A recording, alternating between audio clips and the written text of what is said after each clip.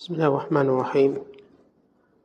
Alhamdulillahirabbil alamin wassalatu wassalamu ala rasul wa ala alihi washabbihi ajma'in wa ba'du. Qala al-musannifu rahimahullahu ta'ala wa nafa'ana Allahu bihi wa bi'ulumihi fid dharain amin. Telah berkata Imam al-Allamah Syekh Abdul Qadir Al-Jilani, semoga Allah Ta'ala merahmatinya,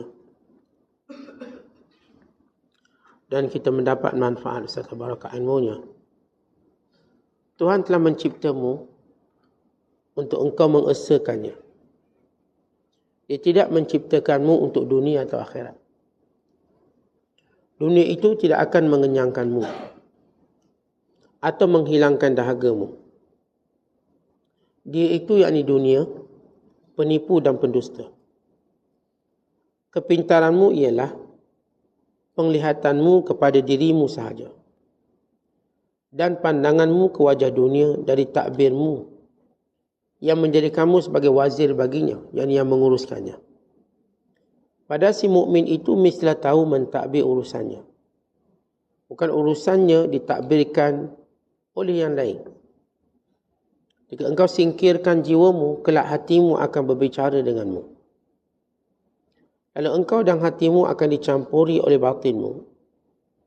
Lalu kamu sekalian akan dinaungi oleh Allah Ta'ala. Maka engkau pun menjadi berguna bagi para hamba Allah dan negara.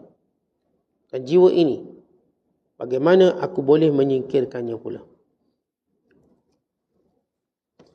Jika engkau lihat seorang tua, katakanlah kepada jiwamu itu, orang tua ini telah menyembah Allah sebelumku. Dan turut menyembah Allah juga ialah orang-orang yang soleh dan fasik, yang muda dan kecil. Dengan itu akan tersingkirlah jiwa dan terlontar dunia dari hatimu. Lalu akhirat akan mengambil tempat di mata hatimu dan melemparkanmu ke pintu pendekatannya, iaitu pintu kekuasaannya, pintu kebesaran dan keagungannya. Ketika itu akan menjadi kecillah akhirat itu dalam pandangan mata hatimu. Engkau akan rindu kepada Allah dan ingin menemuinya.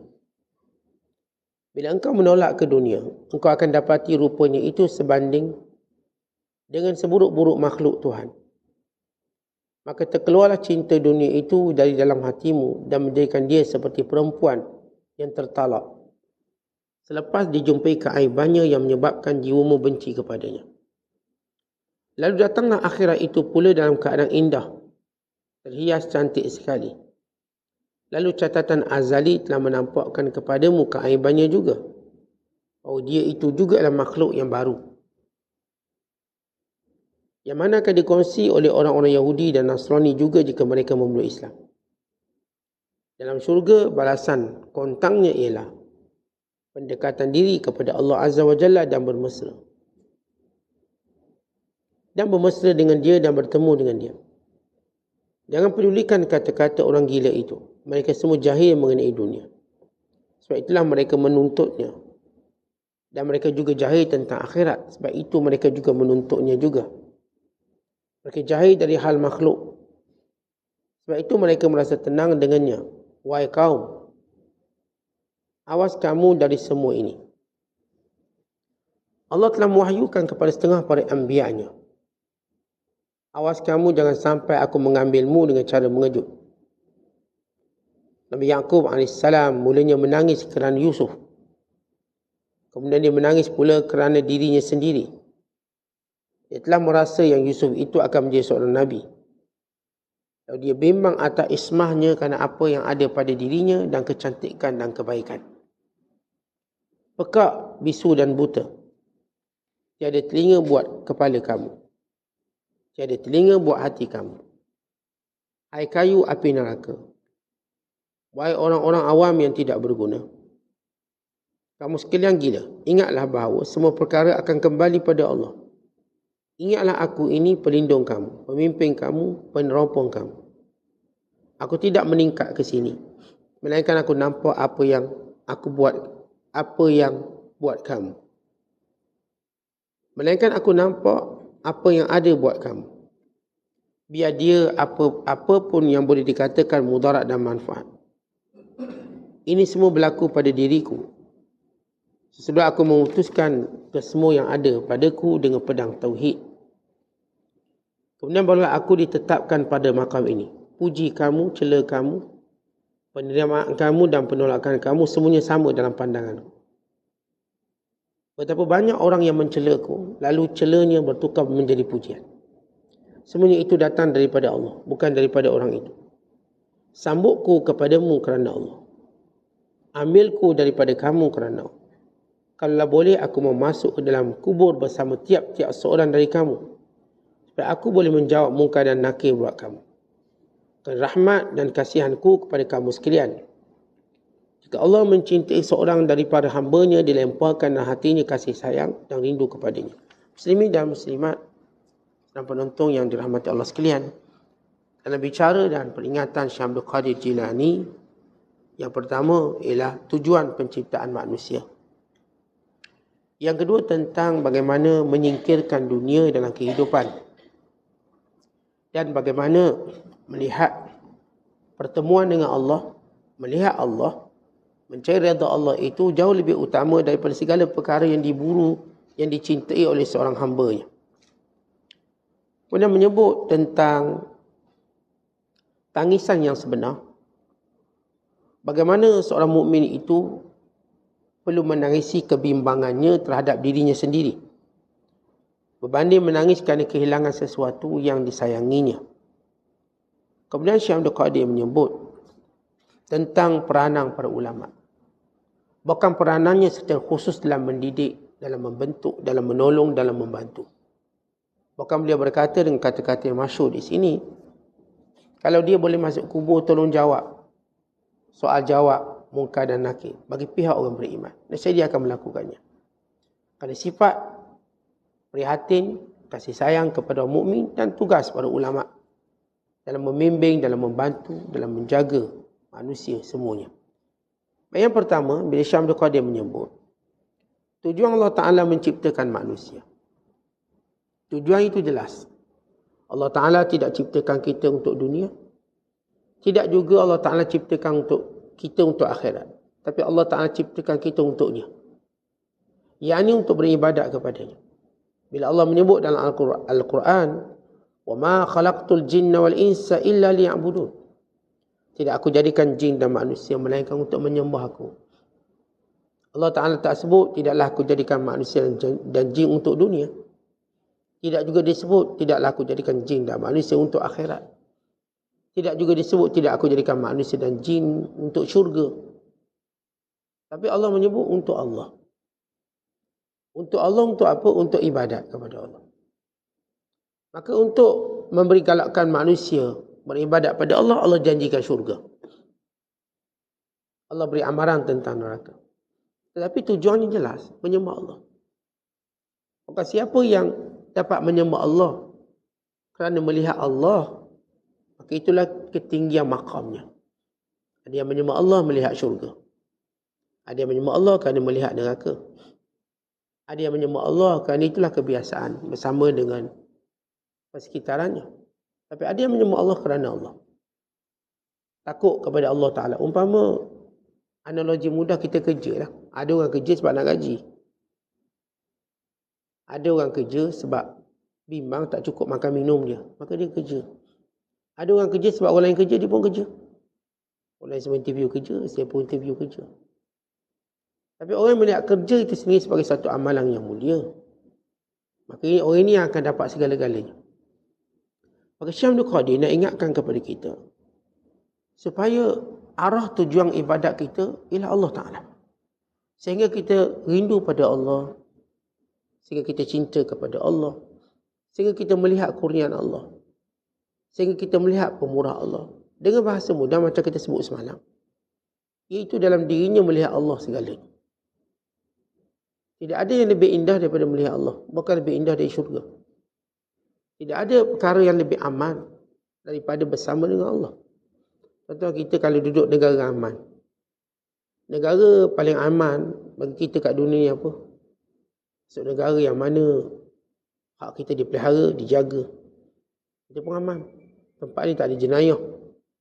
Tempat ni tak ada kezaliman. Itu pun aman. Dan bagi orang beriman, tempat paling aman sekali ialah syurga. Syurga itu tempat aman. Tetapi yang lebih aman daripada itu ialah berada di sisi Allah. Tidak ada lebih aman pada seorang kanak-kanak. Bila duduk dalam rumah dia, dia aman. Tapi lebih aman lagi bila dia berada dalam dampingan ayahnya dan dampingan ibunya. Duduk dalam rumah tu aman dah. Sebab dalam tu ada belaka mainan dia. Ada semua benda yang keperluan dia. Bilik tidur dia, makan minum dia. Tapi jauh lebih aman bila duduk sebelah ayah dia. Begitu perumpamaan seorang hamba Allah. Bila berada dalam syurga aman. Tapi berada di sisi Allah lebih aman. Kan itu disebut dalam hadis, bila ahli syurga melihat Allah, maka tenggelam segala nikmat syurga. Hilang segala nikmat syurga. Kerana syurga itu masih namanya makhluk. Maka Allah itu ialah Khalik, pencipta. Kan itu di kalangan hamba-hamba Allah yang sebenar memburu cinta Allah. Memburu kerinduannya kepada Allah. Lebih daripada seorang daripada kita merindui syurga dan takut pada neraka. Itu kita sebut di antara kelompok-kelompok yang beribadat pada Allah. Ada ibadatnya kerana cinta. Ada ibadatnya kerana takut. Ada ibadatnya kerana mengharapkan habuan. Yang kesemuanya ini tidak tercela, semua bagus. Siapa yang beribadat untuk syurga tidak tercela. Kerana itu yang diperintahkan oleh Allah. Allah tawarkan. Umpama kita kan tak tercela kalau kita kerja nak duit. Bukan kita tak kerja dapat duit. Kita kerja, saya nak duit. Maka sebab itu saya kerja.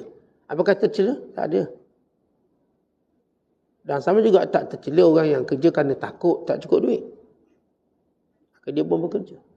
Seorang yang beribadat kerana nak syurga tidak tercela. Seorang yang beribadat kerana takut neraka juga tidak tercela. Kerana ini semua yang Allah sebut dalam Al-Quran. Tetapi pada makam yang lebih tinggi. Kalau kita dah sebut semalam, manusia ni sifatnya mencari yang terbaik. Contoh kereta apa pun kita pakai, okey. Sementara kalau kereta baru, semua okey.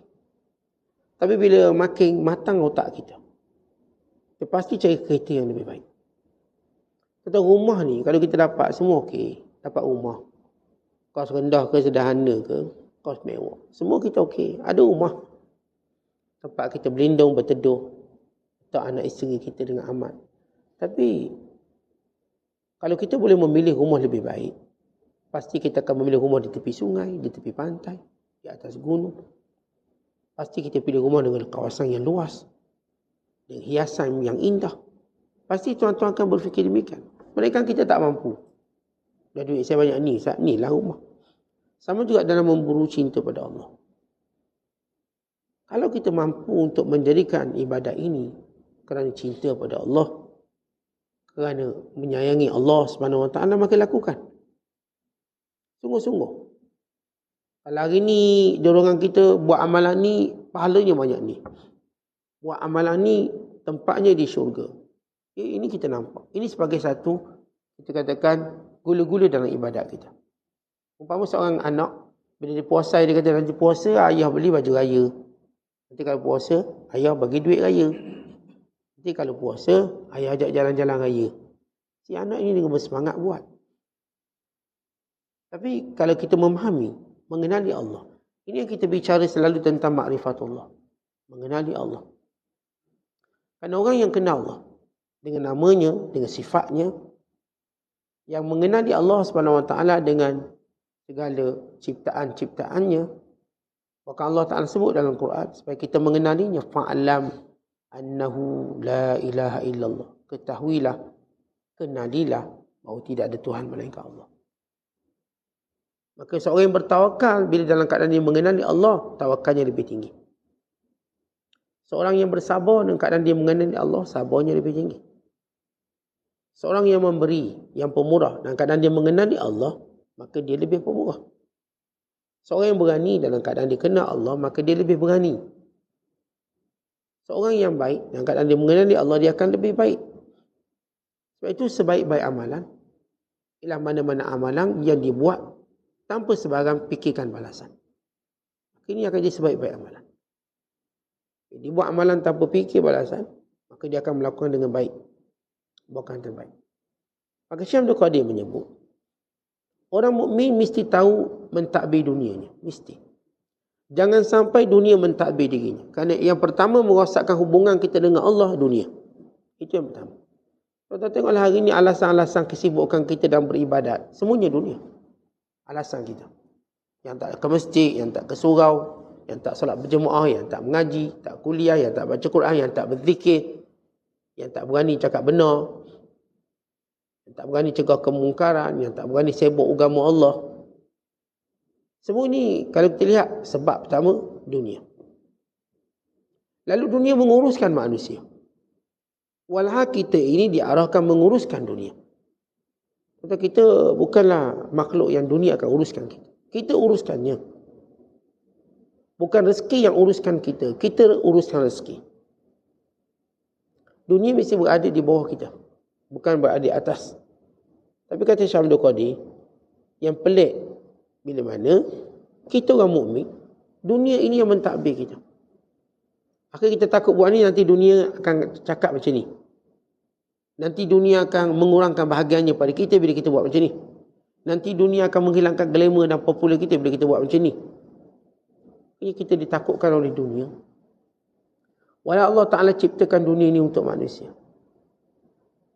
Kerana itulah Allah ciptakan dunia dulu, baru cipta manusia. Allah tak cipta manusia dulu, kemudian baru cipta dunia. Allah cipta dunia siap-siap. Untuk apa? Untuk manusia.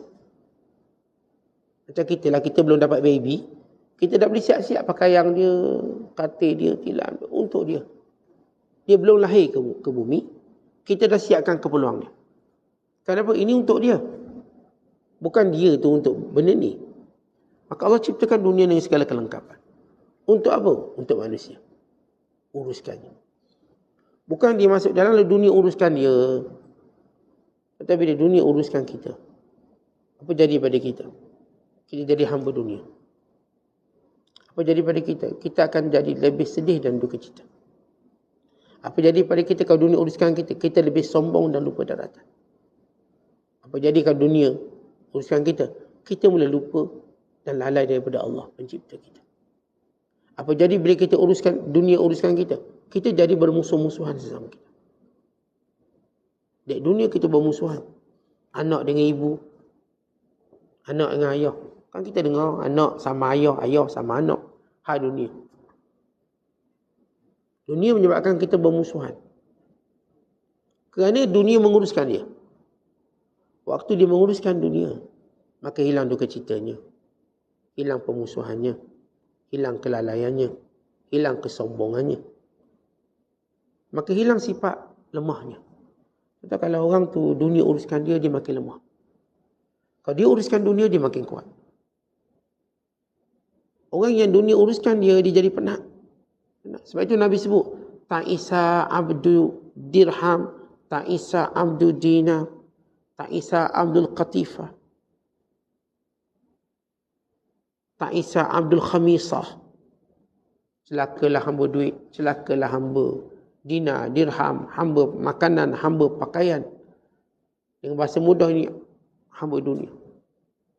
Nabi sallallahu alaihi wasallam menyatakan, ad-dunya khulwatun khadiratun. Wallahu mustakhlifukum fiha. Fanadhirun maza ta'malun. Ittaqud dunya wattaqun nisa. Kata baginda sallallahu alaihi wasallam, dunia memanglah nampak indah. Dunia ni kita akan nampak indah. Memang Allah dirikan kita punya panca indera ni melihat yang paling indah apa? Dunia. Tapi Allah ciptakannya untuk kamu. Menguruskannya. Mustakhlifukum fiha. Allah jadikan kamu untuk menguruskannya. Fanadhirun maza ta'malun. Dan Tuhan akan tengok kamu buat apa. Karena itu wattaqud dunya wattaqun nisa. Takutlah kamu dunia. Dan takutlah kamu wanita. Baik. Bila sebut takut dunia, takutlah dunia yang akan merosakkan akhirat kamu, yang merosakkan hubungan kamu dengan Allah. Tiba-tiba datang ibu pada dunia itu, an-nisa, wanita. Wanita itu yang akan mendorong seorang itu untuk memiliki dunia. Dan bagi wanita pula, lelaki yang akan mendorong dia memiliki dunia. Dunia, dia ini seperti benda yang kita katakan berada setempat. Dia ada penyeru dia. Penyeru yang menjadikan kita nak dunia. Antara penyerunya ialah hawa nafsu. Antara penyerunya ialah syaitan. Antara penyerunya ialah manusia. Itu sendiri. Antara manusia siapa? Perempuannya. Dia akan menyeru kepada dunia. Lalu kita pun ingat balik kisah Adam dengan Hawa. Bagaimana Hawa yang menarik Adam untuk melakukan kesalahan itu. Maka Allah dan Al-Quran banyak ingatkan kita, kaum suami, dan berurusan dengan isteri-isterinya. Jangan sampai melalaikannya dari Allah. Bukan anak-anaknya yang merupakan penyeru-penyeru pada dunia. Hari ini kita cari dunia sebab apa? Sebab isteri kita. Sebab anak-anak kita. Maka pastikan desakan mereka tadi sampai jangan melanggar perintah Allah. Dia kan isteri yang nak dunia, anak-anak nak dunia, sampai kita langgar perintah Allah. Maka pada isteri dan pada anak-anak kena bertakwa kepada Allah dalam menyuruh suami mereka atau bapa mereka dalam mencari dunia. Kalau tidak, semua binasa. Maka Syekh Abdul Qadir ingatkan kepada kita, bagaimana dunia ini perlu kita uruskan. Bukan diuruskan, bukan dia menguruskan kita. Kemudian kata Syekh Abdul Qadir, saya katakan penyeru pada dunia paling terbesar ialah diri kita. Singkirkan diri kamu. Oleh kerana dalam diri kita ni banyak kehendak. Kita ialah manusia yang tidak pernah terbatas kehendak kita. Nak macam-macam. Contoh kalau kita tengok singa, dia nak apa sangat? Singa, dia cuma nak makanan dia untuk hari itu dah sudah. Kambing, lembu. Contoh kiaslah semua binatang-binatang yang ada. Apa dia nak dalam dunia ni? Dia cuma nak makanan dia rehat. Singa dapat satu makanan, seminggu tak payah makan. Rehatlah. Sambil dia tengok-tengok je binatang tanpa makan. Lepas seminggu dia buru lagi. Dia pun ambil seekor je, dia tak ambil banyak-banyak. Seekor dia makan dengan sekali jenis dia makan. Kita tuan-tuan kalau ambil banyak. Lepas tu masak ni, masak rebus ni, masak sup ni 3 rasa. Ni masak belacang pula, ni asam pedas pula. Ini masak cara kerabu pula, kerabu mangga, kerabu terung, hawan ni kerabu. Kita ni tidak terbatas apa yang kita nak. Binatang dia ngap sekali habis cerita. Kita tak. Kita nak yang tu, nak yang ni, banyak kita nak. Bila banyak kita nak, kita lah orang yang paling mudah ditipu di dunia. Paling mudah. Sebab kehendak kita banyak. Lepas tu kata Syekh Abdul Qadir, singkirkan dirimu. Singkirkan jiwamu. Singkirkan kehendakmu. Sehingga benar-benar yang kita nak ini, apa yang Allah Ta'ala ajar. Sebab tu tuan-tuan, bila kita bersifat qana'ah, maka kita mula rehat. Ikut kehendak kita ni penat. Kata nak apa? Oh ya penat, nak tu, nak ni. Tak ada lagi manusia, dia nak satu benda, dia pun stop. Tak, itu bukan manusia tu. Kalau seorang tu kata, bang saya nak rumah je sebiji cukup lah. Bohong. Nak rumah je. Dapat rumah dia nak ni pula. Dia nak tu pula. Kita pun sama. Saya nak ni je sah. Lepas tu tak nak dah orang lain. Bohong. Nanti ada lagi kehendak kita. Kalau tanya awak nak apa dalam hidup? Saya nak rumah sebiji. Kereta sebiji. Kita buat carikan. Lepas tu gajilah 3-4 ribu sebulan. Cukup. Ya cukup. Cukup. Kita pun tengok. Rupanya dia nak benda lain. Kereta ni dah tak elok ni. Nak kereta lain. Gaji ni macam makin kecil rasanya. Nak lain. Mana manusia ni terbatas kehendak dia. Sebab itu. Bila kita tidak mahu diuruskan oleh dunia, buang dulu kehendak kita yang melampau. Macam mana nak buang kehendak kita yang melampau tadi? Menyingkirkan. Sehingga yang ada dalam diri kita cuma hati kita. Batin kita. Tentang bila sebut hati ni maksudnya apa? Maksudnya ada ketakwaan kita pada Allah. Sebab Nabi kata at-taqwa hahuna. At-taqwa hahuna. Wa asyara ila sadrihi. Tunjuk pada hati, pada dada, takwa kat sini. Kita tak nak beri bahagian hati kita. Kita nak beri bahagian hati kita. Dalam hadis Nabi kata, istafti qalbak, tanyalah hatimu. Tanyalah hatimu. Nabi tak kata, tanyalah dirimu. Tak macam kita tepuk dada, tanya selera. Jangan tanya selera, selera tak pernah habis. Hati kita tempat ada iman, taqwa. Hati tempat yang mana ada segala sifat yang Allah Ta'ala suka. Maka bila setiap kehendak itu berdasarkan hati kita. Dan berdasarkan kepada batin kita. Baik, kita sebut batin. Hati ni satu ruang. Batin itu lebih dalam. Perumpamaan hati itu seperti ilmu. Perumpamaan batin itu seperti amalan. Kita tuan-tuan nak tahu tentang hukum ni, apa hukum ni. Oh, hukumnya haram, maka hati kita terima. Kemudian amalan kita mula bergerak. Meninggalkannya sejauh-jauhnya. Maka itu batin kita. Batin dia praktikal yang lebih dalam. Hati pengetahuan kita. Tak ada sesuatu. Batin pengamalan kita. Tentu kita tahu neraka tempat yang paling dahsyat. Tempat yang paling teruk azab. Hati kita membenci neraka. Dan batin kita menjauhkan diri kita dari neraka. Tentu kita tahu syurga tempat paling indah. Hati kita mencari syurga. Batin kita melakukan amalan untuk sampai ke syurga. Maka ini kaitan hati dan batin. Satu naluri yang lebih dalam. Dan menjadikan seorang itu bertindak. Kata hati kita ada, dalam ini ada cinta. Dan kita pun cinta. Batin kita bertindak lebih pada itu. Untuk membuktikan cinta. Dan menterjemahkan cinta. Biar dia datang dengan sebenarnya.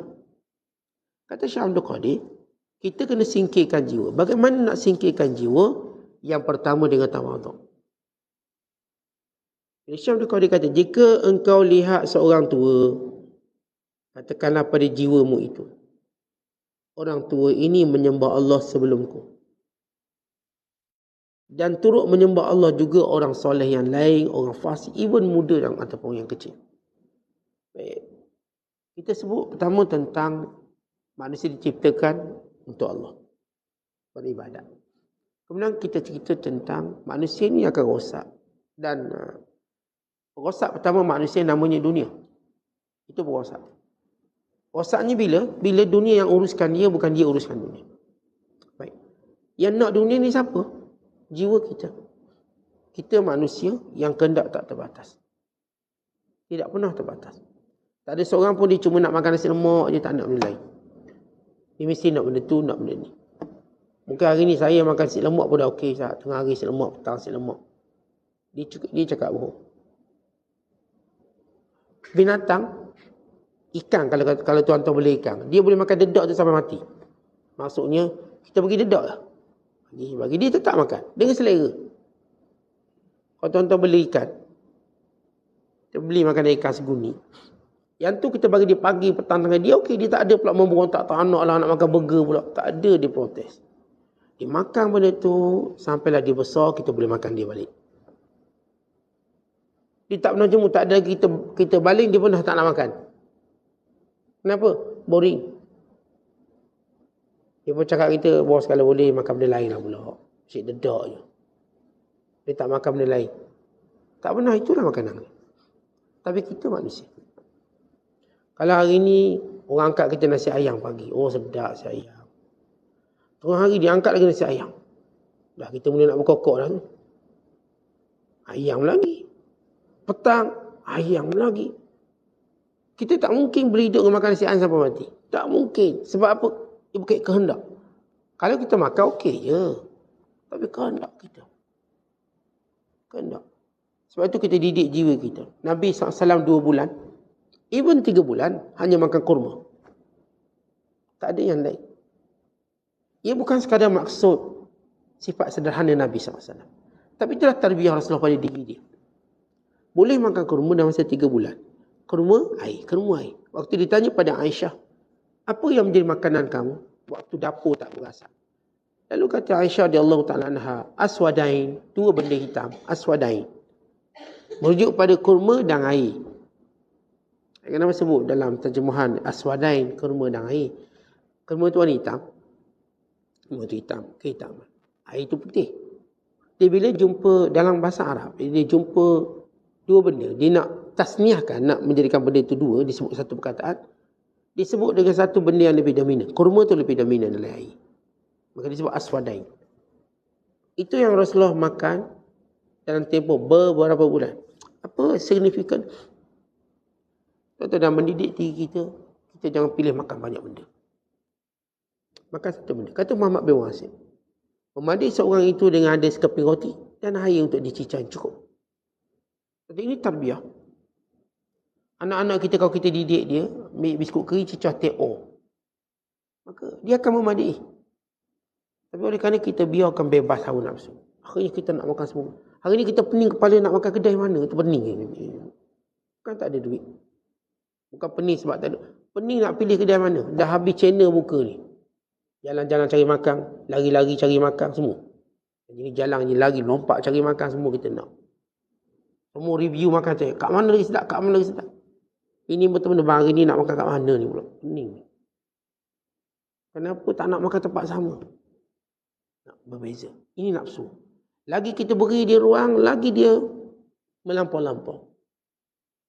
Akhirnya ada mungkin orang, dia bukan mati sebab tak makan, mati sebab cari kedai makan. Kenapa? Kerana dia mula selektif. Saya tak boleh makan sini. Habis nak makan, kita makan jauh sikit lah. Kat mana? California. Mereka tu makan. Beli tiket kapal terbang, pergi makan sana. Dia jadi meroyang dia macam tu. Ada seorang hamba Allah. Dia boring-boring macam mana? Dia ada private jet. Jom naik private jet, pergi sebuah negeri, pergi makan makanan di sana. Hanya dia nak makan. Ini nafsu.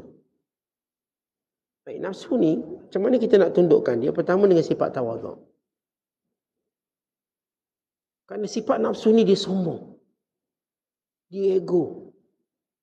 Diri kita ni tuan-tuan, perangai manusia. Tidak ada makhluk yang sombong yang Allah ciptakan. Melainkan sifat itu ada pada kita, manusia. Akhir sombong manusia, kadang-kala mengatasi syaitan tu sendiri. Bila Fir'aun, dia punya sombong, dia boleh kata dia Tuhan. Iblis pun tak mengaku Tuhan. Banyak mana manusia mengaku dia Tuhan? Banyak. Bukan cerita zaman dulu, zaman Namrus, zaman Fir'aun. Zaman sekarang pun mengaku Tuhan. Label sombong dia tadi, sampai dia mengaku, dia letak dia label dia sama macam Tuhan. Kata sombongnya manusia. Moga-moga Allah jauhi kita daripada sombong macam tu. Mula-mula kita sombong, kita rasa kita lebih pada dia. Dia start kat situ lah. Lepas tu kita mula cari kelompok mulia, saya lebih daripada dia. Akhirnya nampak macam mulia, oh saya ni macam Nabi. Letak dia macam Nabi lah. Last sekali dia letak dia macam Tuhan. Mula-mula dia letak dia anak Tuhan dulu. Anak Tuhan. Wakil Tuhan. Lepas tu, saya lah Tuhan. Itulah cerita Fir'aun. Cerita Namrus. Cerita raja-raja memerintah. Kalau tuan-tuan baca sejarah, purata raja-raja memerintah mengaku Tuhan. Dalam tamadun Cina, semua raja memerintah kebanyakan mengaku Tuhan. Lalu minta rakyat yang sembah dia. Lalu patung-patungnya didirikan di setiap pelosok kampung, daerah untuk disembah. Dan rakyat tidak dibenarkan melihat wajah raja. Dia cuma menyembahnya, jangan angkat. Pantang melihat wajah mereka. Kerana mereka anggap wajah mereka mulia. Tak ada seorang pun boleh tengok muka mereka. Ini kalau tengok muka raja, boleh kena hukum. Akhirnya semua kena tunduk depan raja. Jangan tengok. Sebagai seorang hamba. Jadi kita nak rawat, pertama nak rawat diri kita. Sebab dunia ni disinonim dengan orang sombong. Orang tak sombong, dia boleh kontrol dunia. Orang yang sombong, dunia kontrol dia. Maka kata Syekh Abdul Qadir, pertama-tama buang sombong. Sombong yang macam mana? Sombong menghasilkan kita lebih baik pada orang lain. Ini sombong pertama. Sebab itu kita lihat, antara sifat yang Allah Ta'ala wajibkan kepada kita ialah sifat tawaduk. Kata Abu Bakar As-Siddiq, kami dapati pemurah itu ataupun kami melihat bahawa kemuliaan itu pada takwa. Dan kami melihat kekayaan itu pada keyakinan. Dan kemuliaan sebenar ialah pada sifat tawaduk. Kata Aisyah radhiyallahu ta'ala anha, afdal ibadat yang kamu lalai dan kamu lupa ialah sifat tawaduk. Ibadat, contoh kita macam tak lupa ibadat paling hebat, namanya qiyamul lail, ibadat paling hebat, namanya puasa senang, ibadat paling hebat. Kita ingat ni. Tapi kata Aisyah, kamu lupa ibadat lebih hebat pada itu, namanya tawaduk. Tawaduk ini, bila mana kamu jumpa orang, kamu rasa dia lebih baik pada kamu. Kalau kamu jumpa orang tua, kamu kata dia masuk Islam dulu pada saya. Kalau kamu jumpa orang muda, saya berdosa lebih banyak pada dia, lebih dulu pada dia. Maka dia jadi rendah diri. Tuan-tuan, bila kita mulia dengan satu perkara, ibadat, orang lain pun Allah beri juga kemuliaan ini dengan beribadat. Kita rasa, saya ni hebat, boleh pergi haji, boleh pergi umrah. Orang lain pun pergi haji juga, pergi umrah juga. Sekali kita nak rasa kita ni istimewa, ketahuilah ramai orang yang berkongsi benda tu dengan kita. Kita rasa kita ada kereta, orang lain pun ada kereta juga. Kita rasa kita lah ada jawatan tinggi, orang lain pun jawatan tinggi juga. Bukan awak seorang atas dunia. Sebab itu di dunia, Allah tak bagi manusia hanya seorang dia nikmat. Takkan. Allah akan jadikan nikmat tu ada pada orang lain. Kita suara sedap. Suara paling sedap di dunia tak ada orang suara sedap. Kadang-kadang makcik yang kat dapur tu menyanyi lagi sedap daripada awak. Cuma dia tak pergi tes bakat je. Dia tak masuk bakat macam awak. Tapi dia menyanyi kat dapur sedap. Tak banyak. Kalau ada orang berbangga suara dia sedap. Dia pun menanglah pertandingan tu, pertandingan ni. Akhirnya ada orang yang tak masuk pertandingan apa-apa. Dia mungkin menyanyi sambil tengah masak tu. Itu suara dia sedap. Ternyata lebih sedap. Lebih lunak. Sebab di dunia ni, Allah tak pernah beri satu nikmat khusus kepada hambanya yang menyebabkan dia sombong. Nikmat itu akan ada pada orang lain. Mesti ada pada orang lain. Kita pandai main bola. Kita lebih bijak sekali main bola. Bayaran pun tak ada orang lebih pandai. Lebih pandai beliau. Kita paling pandai bertumbuk. Paling pandai berlawan. Juara dunia 8 kali. Kata ada yang lebih kuat pada awak. Ada yang lebih kuat pada kita. Ada yang lebih gagah. Sebab akhirnya kita lihat juara dunia dia kalah dengan orang yang baru masuk tanding. Kan sebenarnya orang tu paling hebat. Cuma dia baru masuk. Dia baru masuk. Di dunia ni, Allah pelihara hamba-Nya. Jangan kita rasa kita ada nikmat khusus. Semua nikmat ini nikmat umum. Sebagai satu ujian. Kalau tuan-tuan rasa muka tuan-tuan paling lawa, ada lagi orang lawa pada kita. Kita rasa kita ni paling gagah, ada yang gagah pada kita. Kita rasa kita paling brilliant, cerdik, ada yang cerdik pada kita. Kadang-kadang budak kecil tu, cara dia berfikir jauh lebih matang pada setengah orang tua. Jadi tak ada benda yang kita rasa kita lebih. Sebab itu kata para ulama, bahawa bila kamu lihat orang tua, ketahuilah dia lebih Islam dulu pada kamu. Kalau lihat orang muda, ketahuilah kamu berdosa banyak pada dia. Maka dengan itu kamu akan rasa rendah. Kalau sekiranya kamu rasa dia, kamu ada kelebihan ini dan itu, dia pun ada kelebihan itu. Itu kata ulama. Di antara tanda kebahagiaan. Seorang bila bertambah ilmunya, maka bertambah tawadhu'nya. Seorang bila bertambah amalannya, bertambah takut dan bimbangnya. Seorang yang bertambah hartanya, maka bertambah pemurah. Bertambah pemurahnya. Seorang yang bertambah pengaruh dan popularnya, maka bertambah dekat dia dengan makhluknya.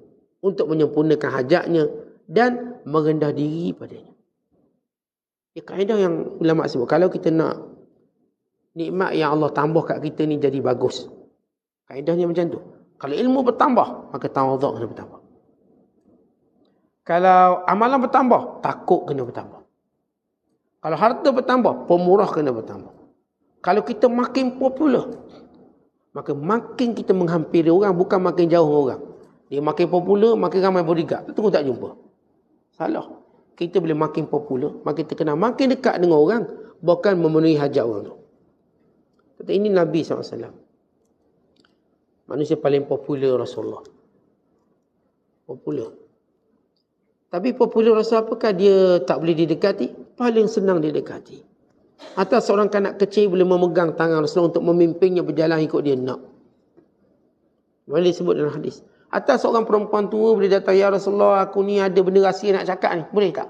Boleh, kata Rasulullah. Boleh tak kita cari tempat rahsia sikit? Boleh, Nabi pun pergi. Dia pun cakap. Tak rahsia juga, makcik ni cakap kuat. Orang lain dengar juga. Tapi Rasulullah layan.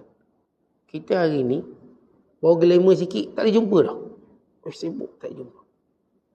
Maka ini kena ubah. Makin orang tu popular, makin mudah dia dekati.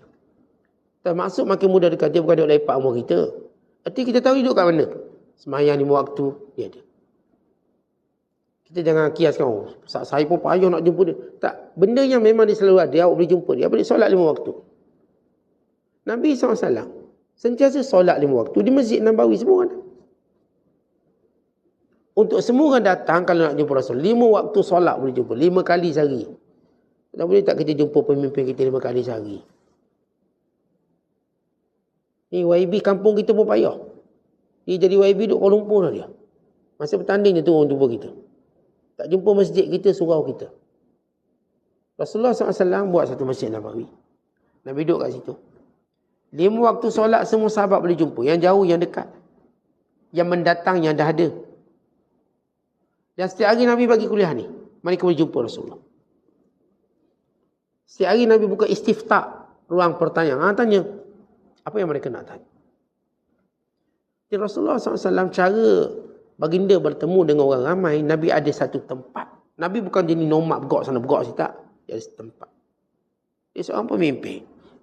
Penting ya, betul dia kena jalan sana jalan sini. Tapi dia perlu ada tempat di sini. Tempat yang mana orang terbuka. Bukan pejabat. Pejabat nak masuk payah. Pada PA je. Tak boleh. Tak ada PA.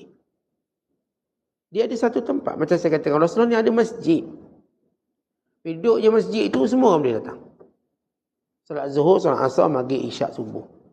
Jumpa Rasul 5 waktu. Nak cakap, boleh cakap lepas tu. Boleh cakap. Nabi mengajar lepas tu. Nabi bagikan ruang untuk sahabat bercakap. Kalau seorang tu glamour, makin dia mudah didekati. Makin dia buka ruang untuk siapa dekat dia.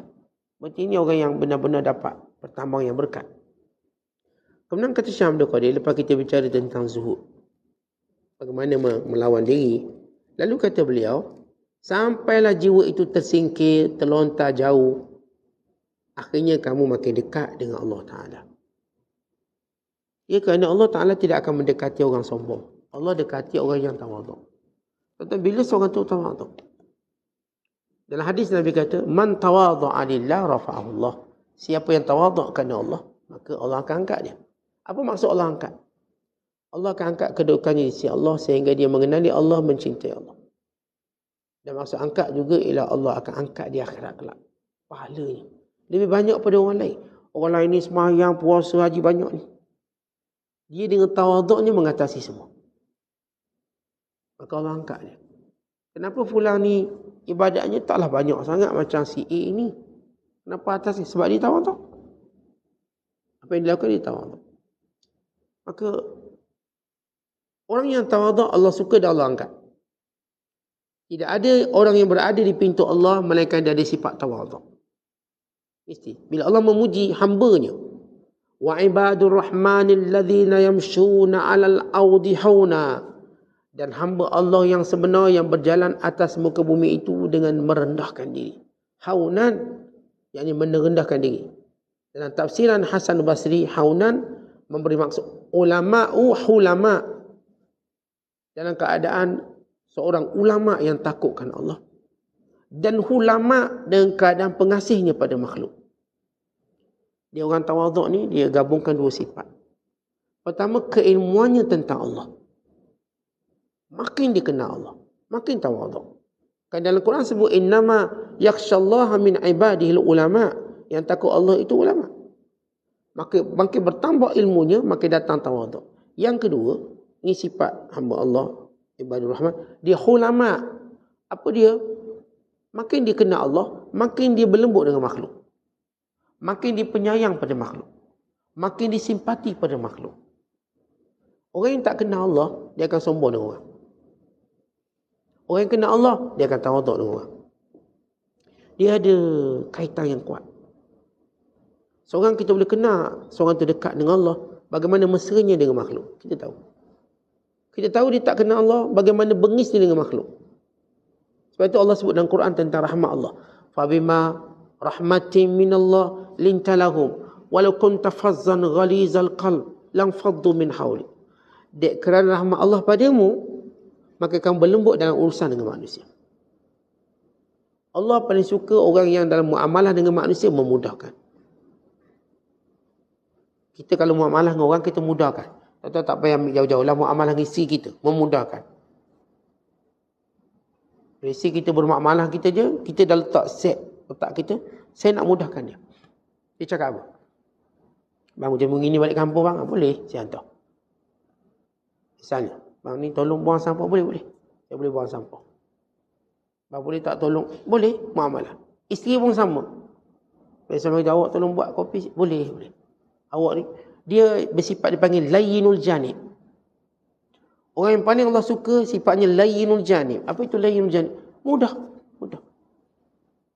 Kalau kita ada kawan, kawan jadi mudah. Dia tak kira, tolong ambil air besar tangan, boleh ambil. Kadang-kadang kita tak suruh lagi dia buat. Ini memang kawan special. Sebab dia mudah. Jom ikut saya musafir. Boleh. Jadi sifat orang yang kita sebut tawaduk ini, dia ada dua ciri utama yang dalam kita baca surah Al-Furqan dalam sifat ibadur rahman. Wa ibadur rahmanil ladzina yamshuna 'alal ardi hauna, dan hamba Allah yang penyayang itu, pemurah itu yang berjalan atas muka bumi dengan merendah diri. Kata hauna itu, kata Hasan Basri, ialah ulama'u hulama'. Kerana rendah diri itu dibentuk pertama dengan ilmunya dengan Allah, yang kedua dengan mudah muamalah dengan orang. Maka ini tawaduk. Itu rendah diri. Kalau kita tengok orang tu rendah diri, dengan keadaan dia tak kenal Allah, dia langgar perintah dia tak akan rendah diri dengan sebenar. Melainkan dia mengampu. Dan kita lihat pula orang yang kita kata dia ni, orang kata dia bagus, berilmu, tapi dengan makhluk mudahnya, payahnya usang dia. Bini dia payah berurusan dengan dia. Kawan-kawan pun payah berurusan dengan dia. Tapi katanya dia alim. Katanya dia orang yang berilmu. Tapi bila kita masuk muamalah dengan dia, jadi susah. Dia tak reti nak permudahkan kita. Setiap kali kita muamalah dengan dia, kita macam seri. Susah dia ni. Jual beli pun susah. Dalam bab jual beli. Bab hutang menyutang pun susah. Hutang tak bayar. Orangnya alim bagus, tapi bab hutang tak bayar, lemah kita. Atau bab janji payah nak tepat. Janji pukul 3 siap.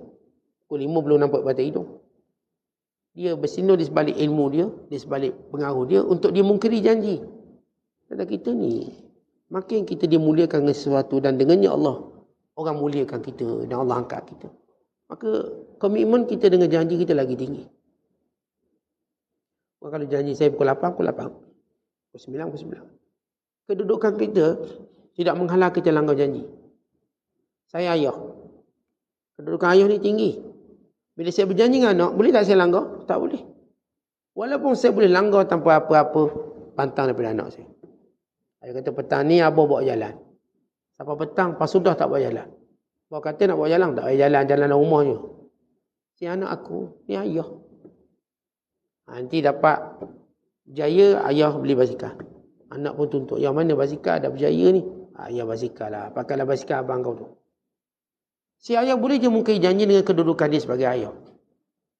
Tapi sebenarnya, dia telah mewariskan pada anaknya pendidikan yang paling songsang.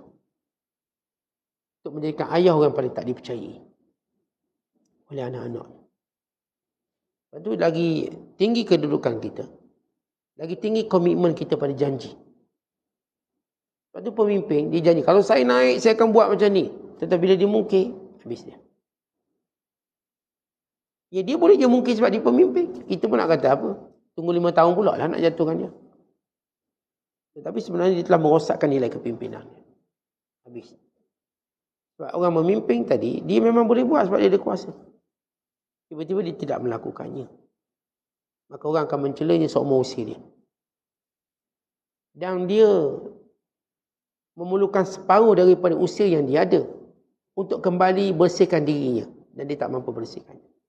Kalau dia umur 50 tahun berjanji, kalau dia bohong, dia perlukan 25 tahun untuk bersihkan balik reputasi dia. Dan itu pun belum tentu bersih. Bila kita berjanji dengan satu janji, tidak kita mengotorkannya, kata para ulama, kita memerlukan separuh usia kita untuk cari alasan. Untuk menjustifikasikan janji kita. Kenapa saya tak buat? Separuh usia kita. Itu pun tak akan berjaya. Sebab itu dengan kedudukan kita yang mulia, makinlah kita jaga hubungan kita dengan makhluk. Kemudian kata Syam dekat ni, bila mana keadaan kamu mula mencintai Allah Ta'ala, maka kamu pun nampak dunia ni buruk sebab dia makhluk. Dan kamu juga nampak akhirat ni kecil berbanding melihat Allah. Sebab akhirat ini berkongsi semua. Kalangan hamba-hambanya yang beriman padanya. Kita nak sesuatu yang memang Allah Ta'ala tunjuk keredaannya yang mutlak. Iaitu melihat Allah Ta'ala. Memandang wajah Allah. Sebab itu dalam syurga, nilai seorang bukan sekadar nilai syurga mana duduk, tapi berapa kali dapat lihat Tuhan. Di kalangan hamba Allah itu boleh melihat Allah mengikut waktu yang dia nak. Di kalangan hamba Allah itu yang dapat melihat Allah sehari 2 kali. Ada yang cuma dapat melihat sekali. Tapi di kalangan hamba Allah ada yang dapat melihat Allah setiap masa. Boleh tengok. Maka dia tak perlu lagi nikmat syurga, dia melihat Allah. Itu dalam hadis, bila Allah berfirman, "Ama tardaun?" Tidakkah kamu redha? Apakah kamu nak sesuatu yang lain? Kata ahli syurga, "Wahai Tuhan, Engkau dah masukkan kami dalam syurga. Engkau telah cerahkan wajah kami. Engkau telah berikan kami macam-macam. Tak ada benda dah." Kata Allah, "Ada satu lagi." Maka Allah mengungkap wajahnya. Allah memperlihatkan wajahnya dengan keadaan yang selayak bagi Allah. Bukan macam kita bayang makhluk tunjuk muka, tak.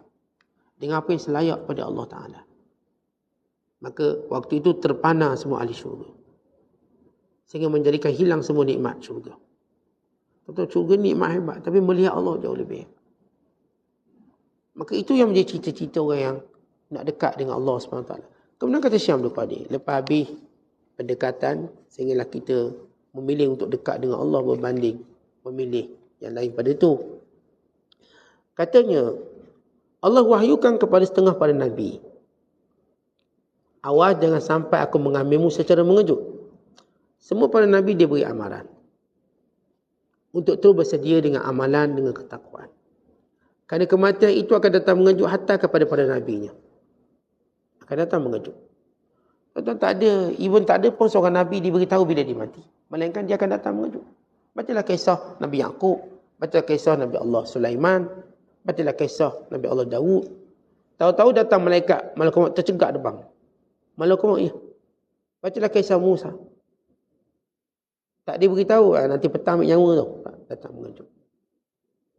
Supaya tuan-tuan sekalian, jangan ada satu saat pun kita leka daripada memikirkan kecuaian kita pada Allah. Kemudian Syekh Abdul Qadir cerita, Nabi Yaqub mula-mula menangis kerana hilang Nabi Yusuf. Kemudian dia menangis kerana fikir tentang dirinya sendiri. Apa maksudnya? Pertama, dia menangis kerana Yusuf yang masih kecil yang hilang. Itu fitrah. Kemudian bila Nabi Yaqub mengetahui Yusuf itulah seorang Nabi, maka menangis dia kali ini kerana memikirkan apakah tangisan ini satu kesilapan yang akan menghilangkan ismah, yakni kedudukan kerasulannya. Bimbang-bimbang sebab semua pada Nabi, bila mereka buat salah, pada pandangan mereka salah, mereka paling takut Allah cabut kenabian mereka. Amat takut kemuliaan itu. Sebab itu mereka sentiasa bimbang. Kata kita, kalau lagi kita duduk pada kedudukan mulia, kita bimbang benda itu kita hilang. Bimbang. Maka para Nabi menangisi diri mereka. Kenapa? Bimbang akan diambil kemuliaan yang Allah berikan pada mereka. Kemudian kata Syekh Abdul Qadir, "Aku ini ialah orang yang akan membetulkan kamu. Kamu ni sebenarnya pekak, bisu, tak ada telinga. Maknanya kamu ni tak betul-betul dengar, tak betul-betul tengok. Kamu ni tak betul-betul fikir. Bahkan setiap kali kamu buat perkara ni, perkara yang boleh menjerumuskan kamu kepada kemurkaan Allah. Ni aku ni kalau boleh, walaupun kamu tak suka aku tak peduli kamu puji ke kamu keji aku. Sebab ramai orang kata Syekh Abdul Qadir, lepas keji aku, dia puji aku. Pun aku tak pandang juga. Kerana aku mengetahui ialah di sisi Allah. Ini bukan habuan yang aku nak cari puji atau keji kamu. Tapi aku ingin betulkan kamu. Aku ingin memperbaiki kamu. Kalau boleh, aku nak masuk kubur sama kamu. Bila malaikat Munkar Nakir datang tanya, aku jawab, lepas tu baru aku keluar. Supaya kamu selamat. Itu yang kita sebut tadi dalam penafsiran surah Al-Furqan. Sifat ulama, dia apa? Hulama. Ulama, hulama. Hulama yang sifat lembut kasih sayangnya pada hamba Allah. Kata Syekh Abdul Qadir, seorang tu, kalau Allah Ta'ala benar-benar sayang pada dia, Allah campurkan rasa sayang dia pada orang lain. Maksudnya, kalau Allah sayang dia, tanda dia Allah sayang dia, dia sayang pada semua. Dan tanda Allah benci dia benci pada semua orang. Kerja dia cari balas orang je. Itu dia lupa. Dia ingat dia gagah, sebab tu dia boleh marah orang tu, marah orang ni, benci orang tu, benci. Dia lupa itulah tanda Allah benci dia. Tetapi bila kita ni Allah sayang. Makin Allah sayang kita, makin kita sayang orang. Kita tengok bini kita, kita makin sayang bini kita. Bukan sayang sebab dia lawa. Bukan sayang sebab dia tak. Sayang tu datang sebab kita Allah sayang. Makin kita tengok anak kita, makin sayang. Bukan sayang ikut kehendak dia, bukan. Sayang dengan cara kita betulkan agama dia. Kita tengok kawan-kawan kita makin sayang. Nak betulkan kejahilan dia. Tak apalah kita susah sikit, kita nak betulkan kejahilan. Kita nampak semua orang ni untuk kita betulkan mereka. Tapi kita betulkan mereka dengan kasih sayang, bukan kerana benci, bukan kerana hina, bukan pelekeh. Dia dah sebut dalam menasihati. Seorang yang nasihat diterima bila dia nasihat dengan kasih sayang. Ayah ni kalau nasihat anak kasih sayang, anak akan terima. Kalau tak terima hari ni, tak apalah. Dia akan terima juga. Seorang suami, dia nasihati isteri dengan kasih sayang, isteri akan terima. Dia tak terima hari ni, dia akan terima juga nanti. Sebab kita dah sebut, nasihat ni bukan mudah-mudah orang nak terima. Dia kalau turun malaikat nasihat dia pun belum tentu dia terima. Tetapi, asas kita dalam menasihati orang bila datang kasih sayang. Saya dek kasih dia lah saya nasihat. Bukan kerana saya benci dia lah saya nasihat. Kerana saya sayang. Maka para ulama' dia ada jiwa penyayang. Jiwa penyayang tadi kalau boleh dia kata, kami nak masuk dalam kubur, nak tolong jawab soal munkar. Kalau boleh, tapi tak boleh lah. Kami cuma boleh ajar apa yang memudahkan kamu jawab dalam kubur nanti. Tapi kamu kemudian datang mendampingi kami. Dan kami akan beritahu apa yang menjadikan kubur kamu lapang. Apa yang menjadikan kubur kamu terang. Apa yang menjadikan soalan itu mudah dijawab. Kami akan beritahu. Kalau sekiranya kami berpeluang untuk tolong kamu direct, kami tolong. Tapi kami tak boleh. Tapi kami boleh beritahu pada kamu. Dan ini jiwa para ulama'. Dan ini disebut oleh Syekh Abdul Qadir yang penutup kata-katanya dengan berkata, bila Allah Ta'ala sayangkan hambanya, Allah campur rasa sayang hambanya ini pada hamba-hamba yang lain. Sebab itu Allah dalam hadis disebut, irhamu man fil ard, yarhamukum man fis sama, atau yarhamukum man fis sama. Sayanglah semua hamba atas muka bumi. Dan saya, seluruh makhluk Allah itu menyayangimu. Sebab itu tuan-tuan, hidup ni biar penuh kasih sayang. Jangan penuh kebencian. Kita tengok isteri kita, tengok suami kita. Macam mana kita nak tambahkan lagi kasih sayang mereka kerana Allah. Kita tengok sahabat-sahabat yang kita dah kawan 10 tahun, 20 tahun, even 30 tahun. Macam mana saya nak sebutkan kasih sayang ini kerana Allah. Sayang saya. Saya nak makin lama saya berkawan dengan dia, makin saya sayang. Bukan saya ada kepentingan apa dengan dia, melainkan kerana Allah. Dan ini tanda, kerana ini penting. Ini tanda Allah sayang kita. Jadi, dia punya indikator, penunjuk. Hari ini macam mana kita melihat orang. Tentang hari ini macam mana kita melihat pasangan kita. Makin serabut, makin benci. Dia ada kaitan kebencian Allah pada kita. Kalau saya katakan saya tengok isteri saya hari ini, saya tengok anak-anak saya tengok sahabat saya makin sayang pada mereka. Terutama umur kita makin nak tinggalkan dunia. Maka bukan benda yang bijaksana. Makin kita nak tinggal dunia, makin kebencian kita besar. Makin banyak kita benci anak, benci bini, benci. Padahal nak hantar ke kubur ni, siapa nak hantar kita ke kubur ni? Kita dah buat ada perangai kebencian, jadi kedekut. Patut dah tua-tua pemuah lah sikit. Ni anak nak pinjam motor, tak boleh kedekut. Kereta nak pinjam tak boleh. Beli sendiri. Ayah, bengkeng. Makin kita tua, makin pemurah. Kerana pemurah mendekatkan kita pada kasih sayang. Makin kita tua, makin kita berlebih kurang. Makin kita tua, makin kita elakkan. Semua berbalahan. Kata berbalahan tak pernah untung kita. Siapa pun berbalah, dia tak untung. Kita tak pernah jumpa orang berbalah lalu dia untung. Allah ma'ilah mereka dia berbalah kerana Allah. Untuk hawa nafsu kita tidak. Jadi, lebih baik kita ubah diri kita untuk mula menyayangi, untuk mula kita mengasihi, untuk mula kita simpati. Biar sifat ini yang lebih subur. Terutamanya bila usia kita makin mendekati alam akhirat. Wallahu a'lam bissawab. Assalamualaikum warahmatullahi wabarakatuh.